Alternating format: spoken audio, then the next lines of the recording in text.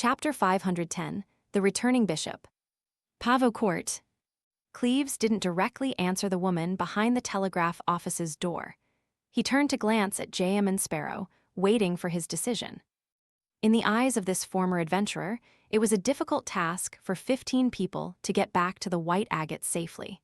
They couldn't and shouldn't be distracted by helping her search for someone. However, he was well aware that the current pillar of support was J.M. and Sparrow and Blazing Danitz. They were the only ones who had the right to decide on the matter. Klein remained silent for 2 seconds, then he spoke in a measured voice. What does he look like? He believed that having more information would help him escape this strange, foggy city, so he casually asked in passing. As for whether he would help take note of the person's whereabouts, it all depended on what happened next. While inquiring, Klein also warned himself not to pursue the matter too deeply or else it might risk triggering the danger dormant in Banzi Harbor. Between understanding the situation and avoiding the risks, he had to engage in a balancing act. No more, no less, without leaning too far left or right. This might be an easy or difficult feat, because no one knew what would happen once he took the step. He could only judge based on his experience and intuition, and he could fall into a pit at any time. This left Klein highly stressed as his mind whirled at an unprecedented speed. In the dense darkness and thin fog, the telegraph office's door remained tightly shut. The woman inside paused and said, "He's a very handsome man. He has 2 eyes, 2 ears, a nose, and a mouth." Why does this answer sound so scary? Is there something wrong with this woman? According to the customs of Banzi Harbor, she shouldn't have even responded. Blazing Danitz had the urge to kick open the door, rush into the telegraph office, and check the situation inside. It was at this moment that he saw J.M. Sparrow put his hand on his hat and turn to the side. Storm Cathedral, Klein briefly stated their destination.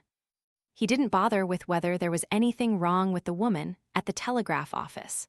It was just like how he didn't delve into the secrets of the owner of the Green Lemon restaurant or the customers who had chosen to stay the night. The wind was getting lighter, and the fog was thinning. The candlelight from the cathedral was shining through the narrow windows high above, like a beacon in a storm. After Klein used Sun Halo again, Donna and the others regained some of their courage, like people who had fallen into the water and desperately grabbed onto the last straw. They hurriedly walked on the empty streets in silence.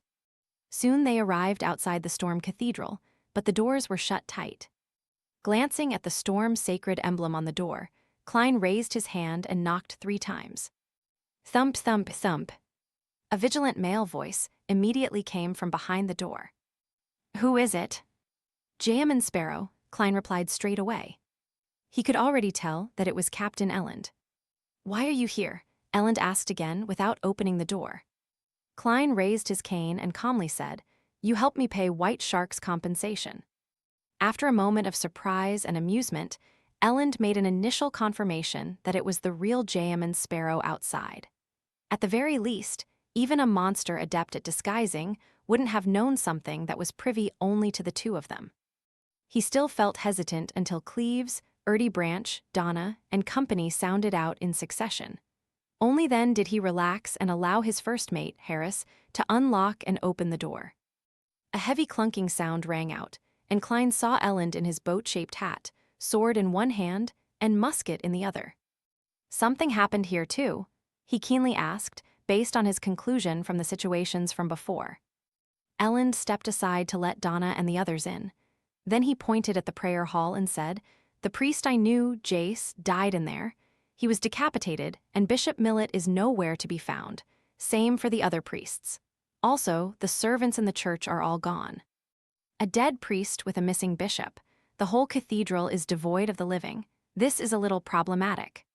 Klein gripped the cold Azix's copper whistle, his heart sinking. Of course, he was very clear that the priest and the bishop weren't the main force of the Church of Storm that managed beyonder matters in Banzi Harbor. Underneath this cathedral, there was definitely a mandated Punisher team formed out of 6-8 Beyonders, as well as an indefinite number of sealed artifacts. Even high-sequence Beyonders wouldn't be able to wipe out this force in a short span of time without causing a stir. As long as they're alive and able to use sealed artifacts, the problem shouldn't be too terrible. So, at this point in time, what is the mandated Punisher team doing?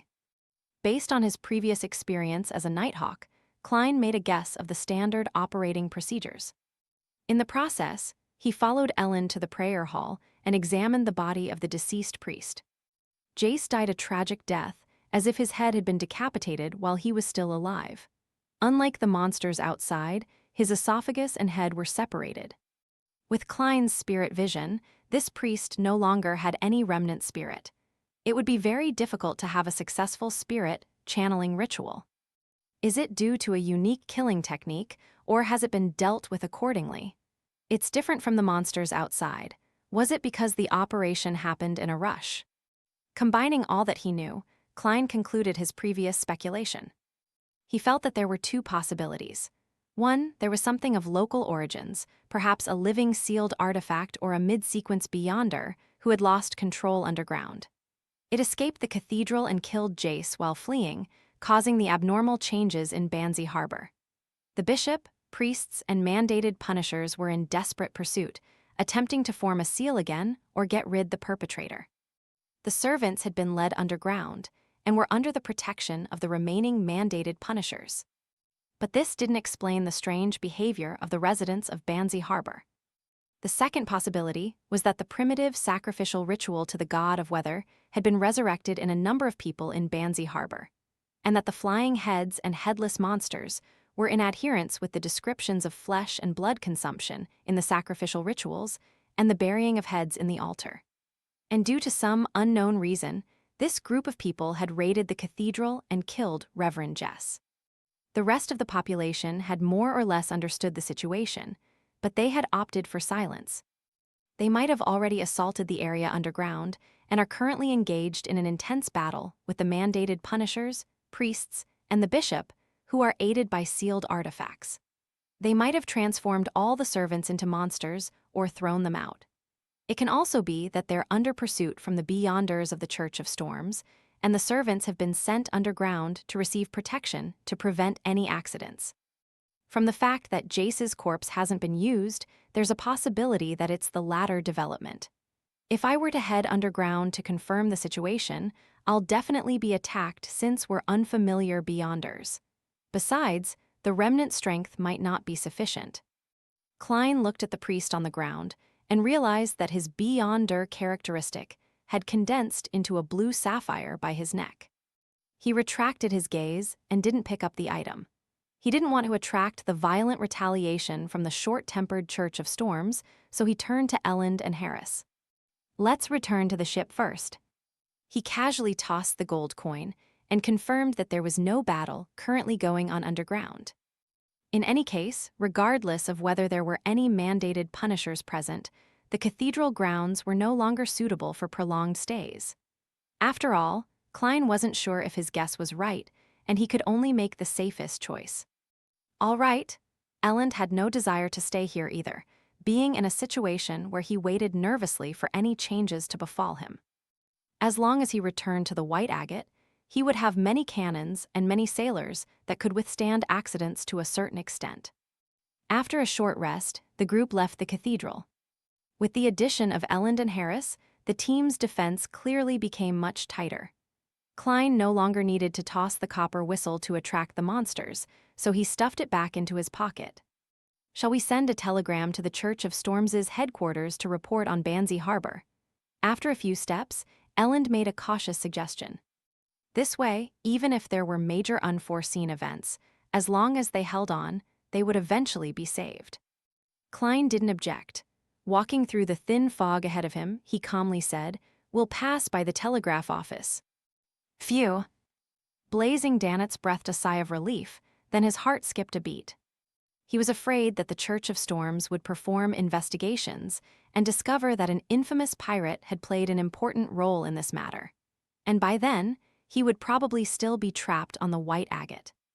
Although I saved people, the mandated punishers aren't friendly to those who don't belong to them, especially when I'm a pirate. Stumped for a moment, Danitz decided to get over the immediate danger before considering other matters. After walking for a while, They saw the telegraph office in sight. A faint yellow light suddenly emerged from the side street and approached them from the depths of the fog. It was a middle-aged man carrying a lantern. It was a middle-aged man carrying a hurricane lamp. He wore a dark blue bishop robe embroidered with the symbol of the storm. His head was bowed and his face was pale. He was wheezing as he staggered while walking. Elend focused and blurted out, "Bishop Millet." The middle-aged man looked up, raised his hurricane lamp and said, "Elend, is it?" At this moment, Klein took a step back, letting Elend stand out. He didn't wish for the bishop of the Church of Storms to pay notice to him. Danitz even shrunk his neck back, using Erdy's plump body to block himself. "Yes, Your Excellency, Jace is dead. What happened?"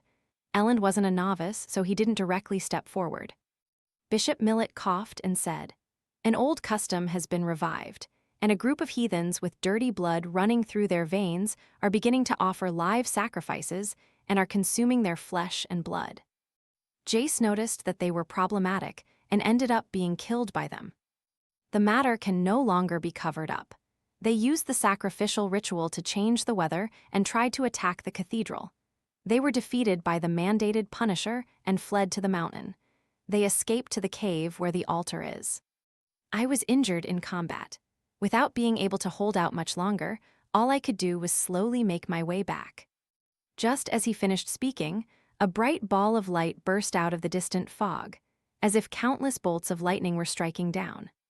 With the help of this light, Klein and the others could see the fog-covered mountain range by the shore, as well as the peak which was connected to thunderstorms. To a certain extent, this confirmed Bishop Millet's claim.